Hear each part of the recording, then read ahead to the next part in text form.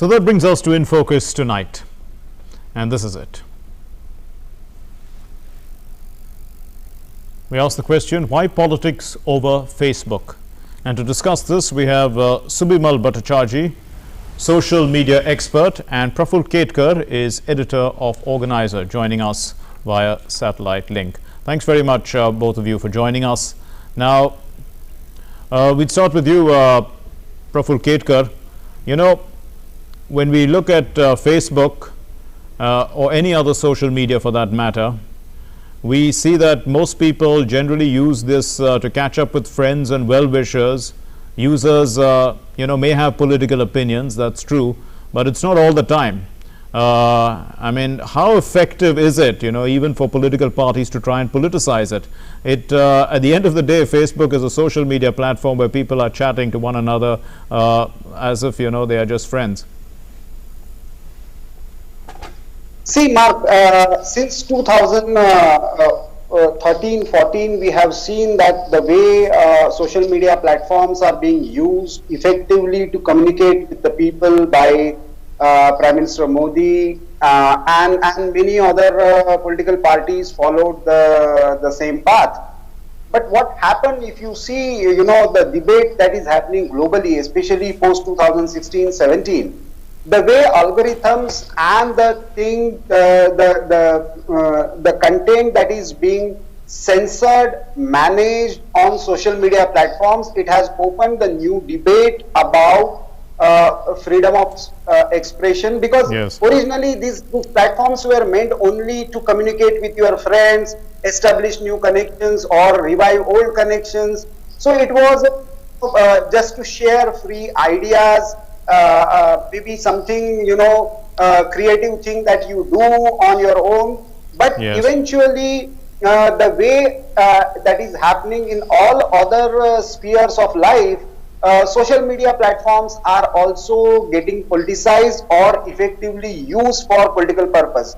I don't see anything wrong fundamentally in that. Okay. It becomes problematic when certain media platforms use either artificial intelligence or algorithms to create a certain narrative. And what Colonel Rathod has written today is absolutely that, earlier the so-called mainstream or the print medium was dominated by certain viewpoints. Social media platforms came as a reaction to it, and then suddenly the controlling part started.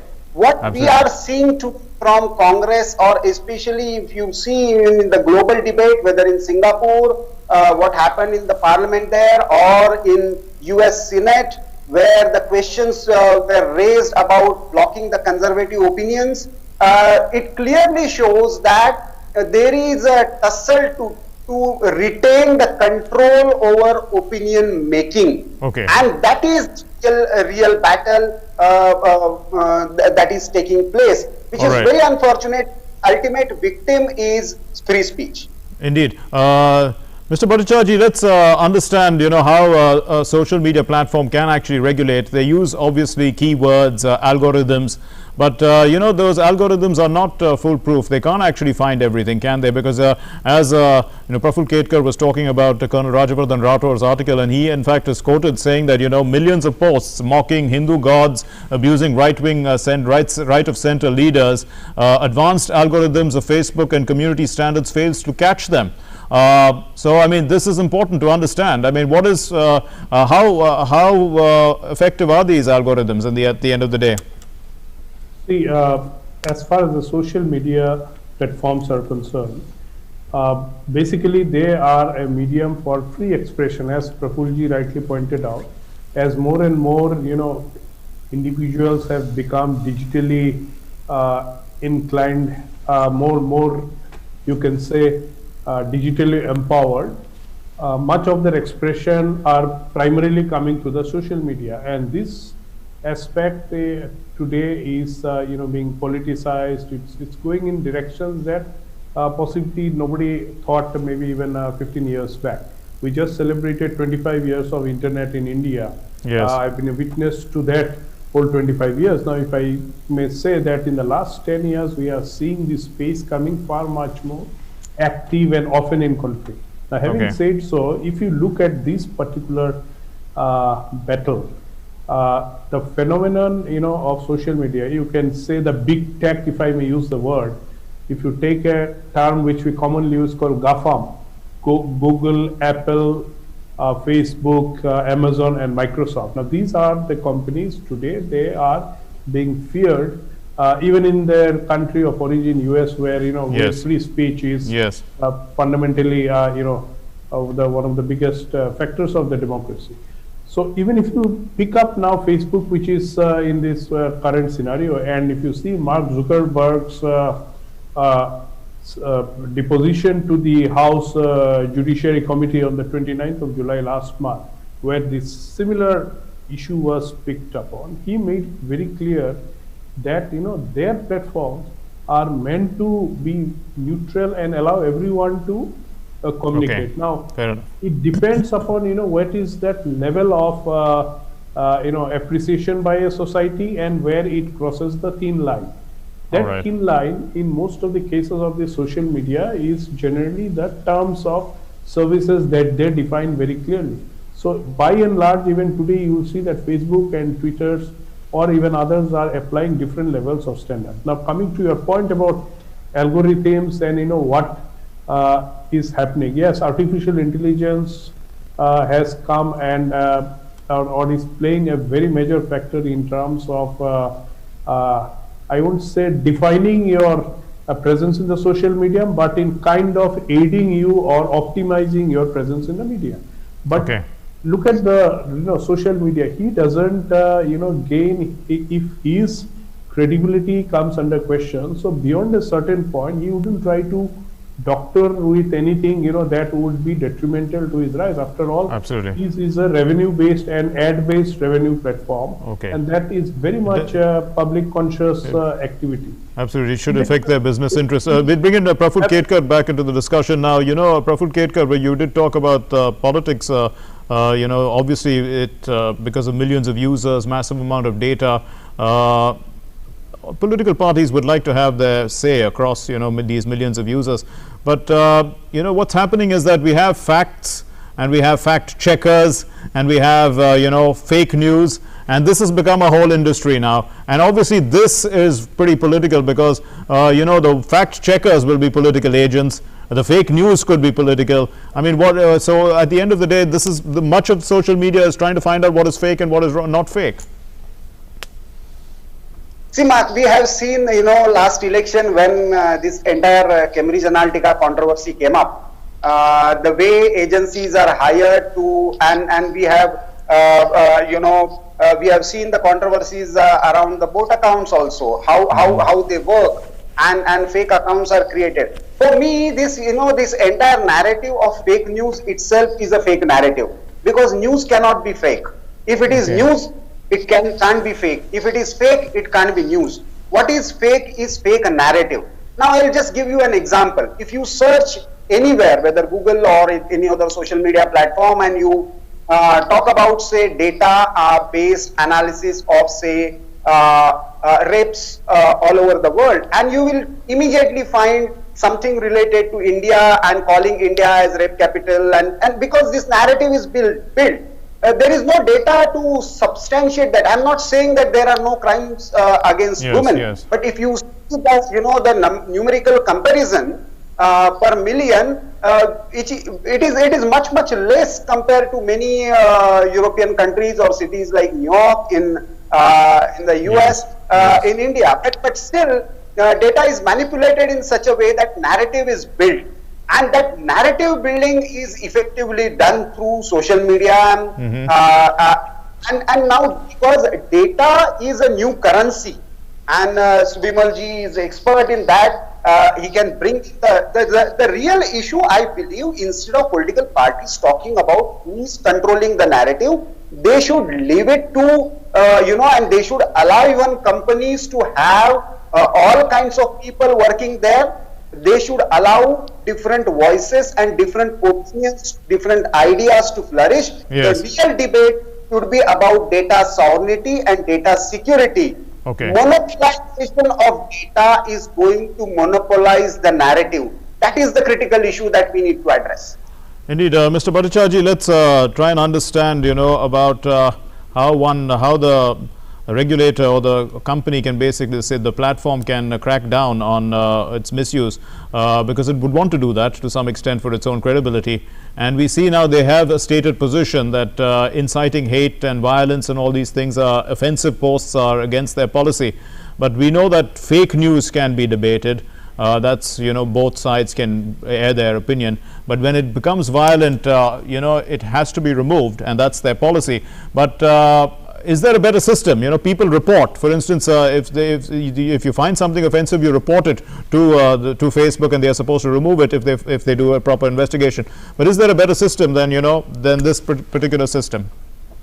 I think self-regulation as far as the tech industry is concerned, or maybe I can say the social media is concerned, possibly would have been a very optimal way. But if you see, very many times even in this country, the law enforcement agencies find real difficulty in getting a lot of information from these social media platforms, even when they are investigating things. I am aware of specific cases where even today, after all the assurances doesn't come. And that's where, when we are looking at the new data protection bill, which is currently under an expert committee, now in that a lot of provisions are coming where somewhere we have I don't say any kind of control, but we have a regulatory watch on the data that is generated in the country, and which is impacting the country, whether at a society level or business level or overall the nation's security is concerned. So I think what's very important is to see that beyond the IT Act, where today, which is the base for this platform. These platforms are basically intermediaries. Yeah, but 66A has been struck down by the Supreme Court. So Section 79 of the Act, which defines intermediaries, is the guiding principle for all these social media platforms. But the way things are going on and the promises that they also make in terms of using fact checkers and others to be able to bring a certain level of confidence of the society, I think that has not been up to the mark. Hence, we would all look to the data protection bill to look at many of the aspects. As Prafulji rightly mentioned, data is the new currency, data is the new oil, data is the new water, everything. So a certain kind of a data sovereignty, a certain sense of data localization, where we are also vocal about. I think these are the things that will be very important, as the next few steps, to be able to have a certain parity, so that we are constantly not in this acquisition mode or using this medium to launch far much bigger and offensive activities that has national security implications. Indeed. Now, there was also, Praful Ketkar, the talk about weaponizing the social media at a time of elections, and that's generally what actually a lot of the posts are, because they are a form of trying to influence votes.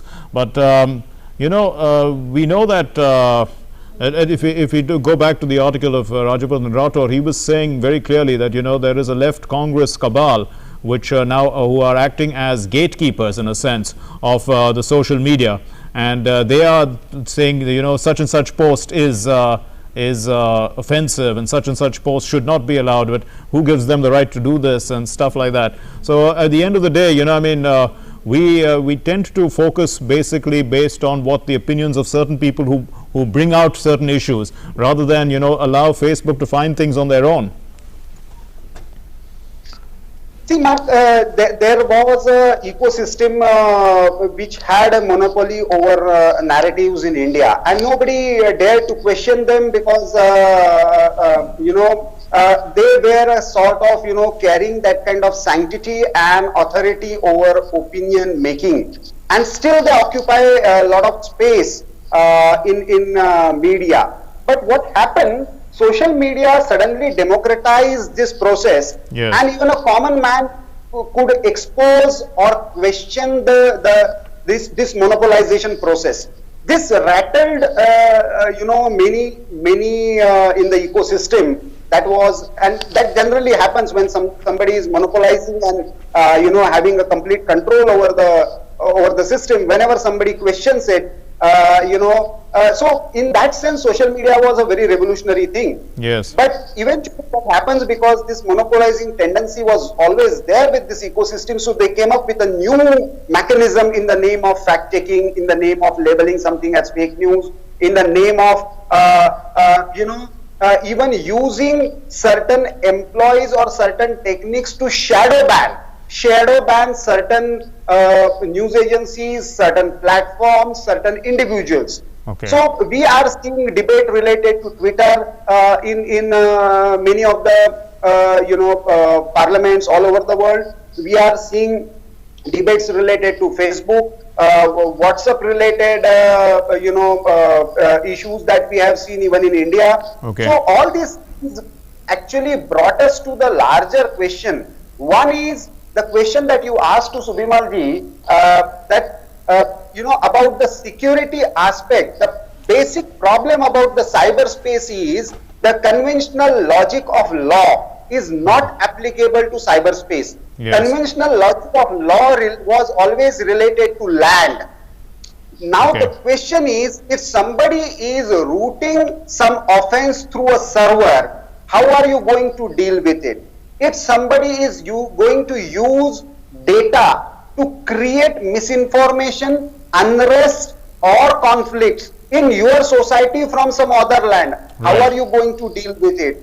These are the real questions that we need to ask, and Okay. ask these companies to be responsible about this rather than Sure. getting into just mere political accusations. Fine. And a final question from to you, Subimal Bhattacharjee. This is a time when people are using social media a lot because, this is the only way you can communicate with your friends. You're not meeting them because of social distancing. There's a lockdown. There's a concern about COVID. There are so many other issues. So perhaps, those interests which want to use social media or politicize it will think that this is a chance, where you can actually get more eyeballs in a sense. So how would you look at, the timing of these kind of allegations and whatever's happening on this controversy? I think you see today 50% of the population of this country are on the internet. More and more people are coming. Digital India is facilitating the entry of a lot of people. So each of these people, who are wanting to take advantage of these, platforms and create a controversy, thinks that, if there is a way to defame or, pull the government into such kind of maneuvers, then, they have better ways to gather eyeballs.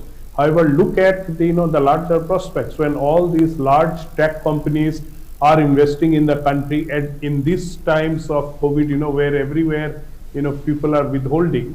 Yes. So this is a great opportunity for the country to move forward and show much degrees of maturity. Everyone, the naysayers also benefit when the country becomes more digitally empowered, more citizens come in. We have had tremendous number of applications that has now motivated a lot of the people to get into the bandwagon. Data prices are one of the cheapest in the country. Mobile phones prices are at rock bottom anywhere in the world. So with all of that, when we welcome the next 50%, say in a matter of the next 5 to 10 years, we'll almost move to 75%. Okay. These are the times where there will be far much more activity. So I Yes. think this kind of controversial and politicizing stories have to stop. Okay. And let's look how we contribute positively. We leave it there. Thank you very much, Subimal Bhattacharjee, social media expert, and Praful Ketkar, editor of The Organizer, for being with us on Newsnight. We're going to take a short commercial break now. Stay with us.